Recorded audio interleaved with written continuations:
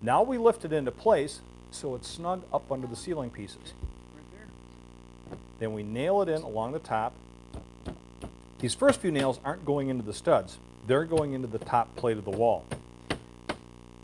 Now once there's enough nails in to hold it up, we finish nailing it off. Now we put nails every 8 inches along the sides and a nail along the bottom at each stud.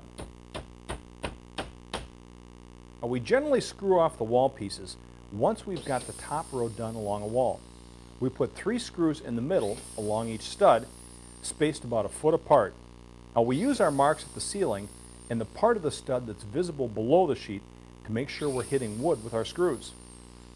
If you miss the wood with a screw or nail, pull it out. Otherwise it might pop out from the finished wall later on. Okay, Robin, On our bottom wall pieces, we need to measure, mark, and cut out holes for some electrical outlets.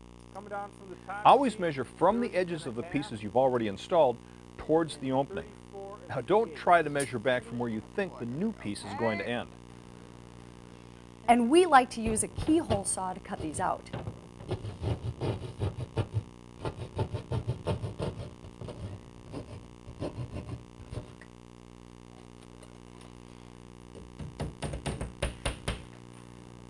Now your standard 8-foot wall will usually be just a little bit taller than 2 widths of drywall, so you want to leave this gap along the bottom where it'll be covered up by baseboard.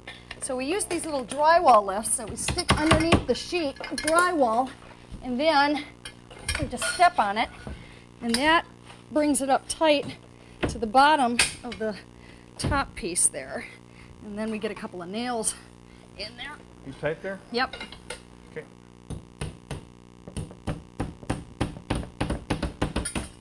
Again, we nail into the studs every 8 inches along the sides and every 16 inches or so along the bottom into the bottom plate of the wall.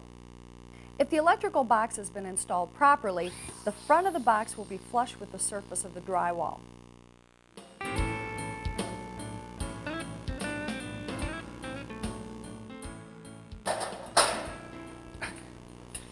Now it took the two of us about 5 fairly full days to rock everything down here in the basement. So you want to make sure you allow enough time to do that.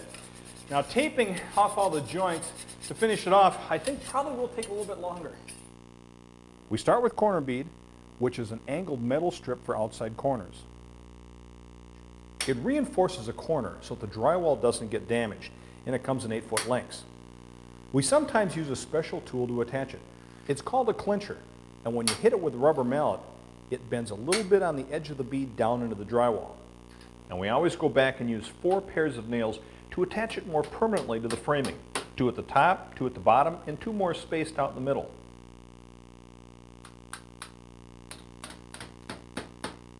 If you have soffits or ledges, you'll want to use corner bead to reinforce the horizontal edges of these too.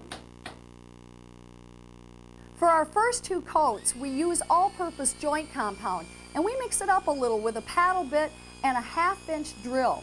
Don't overmix it and whip it full of air. You're just getting out the lumps. As you're mixing, try to avoid hitting the sides or bottom of the bucket with the paddle. You don't want to end up with chunks of plastic in your mud. And don't lift the paddle out of the mud while it's on. You'll splatter mud everywhere. But we like to start our drywall taping by pre-filling the gaps between the sheets. This will help bond the sheets to each other. It also means that later, when you put on the joint tape, you'll have a more solid surface to work on. To pre-fill, use a 6-inch knife to spread the mud over the joint and force it into the gap.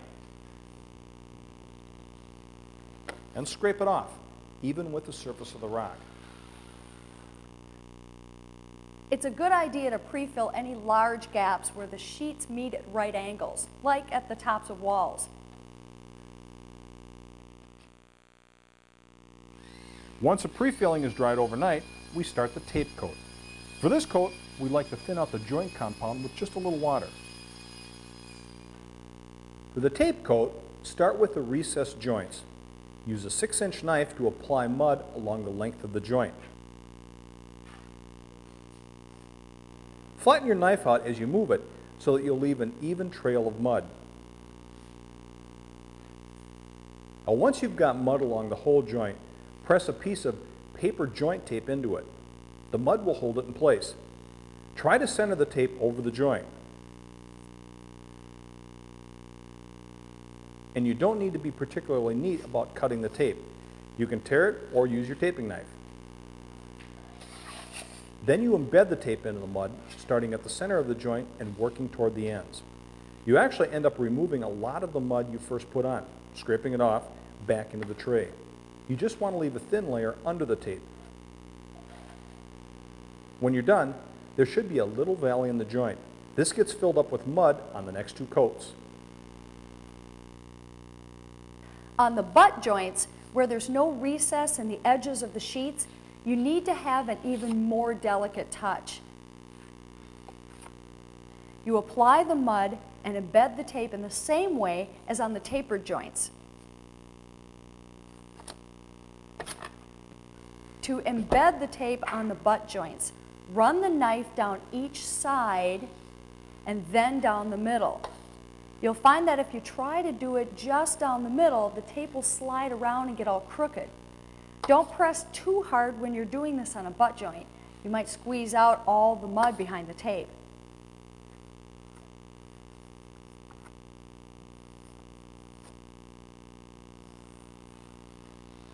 Unfortunately, when you're finished taping a butt joint, you'll end up with a very slight hump in the middle. This is what makes butt joints so tough later on. You also apply mud and joint tape to the inside corners where two walls meet, or where the wall meets the ceiling. Drywallers call these angles. Now when you're doing this, it usually works to load up just one side of the knife.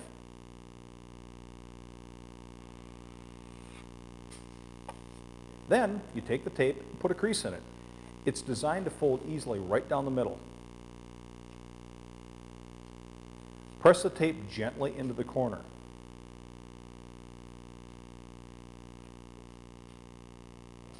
Once the tape is hanging there, take your knife and run it along both sides to embed the tape into the mud. You can press pretty hard when you do this, harder than you do on the flat joints. On outside corners, you work one side at a time. You load up the mud with a 6-inch knife. Then you run your knife along the bead and the wall to smooth the mud out.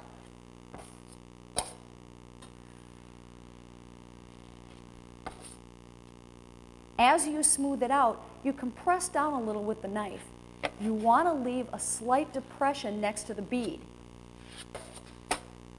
You'll find that you need to go back every now and then and clean off any globs of mud that stick to the ridge of the bead.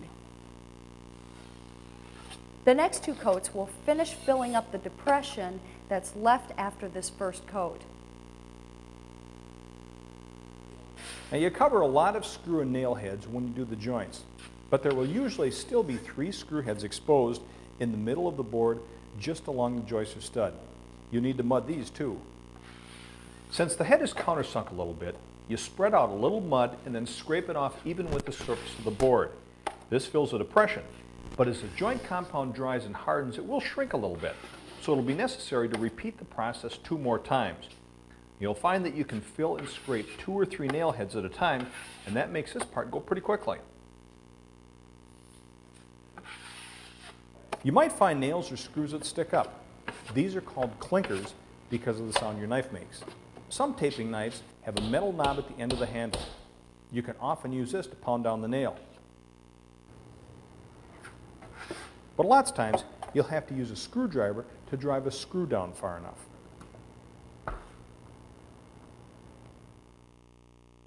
Throughout the day, try to keep the inside of your mud bucket clean so that the dried out chunks don't fall into the joint compound. At the end of the day, sprinkle a little water on the top of the mud. You should pour this water off and mix up the mud again in the morning.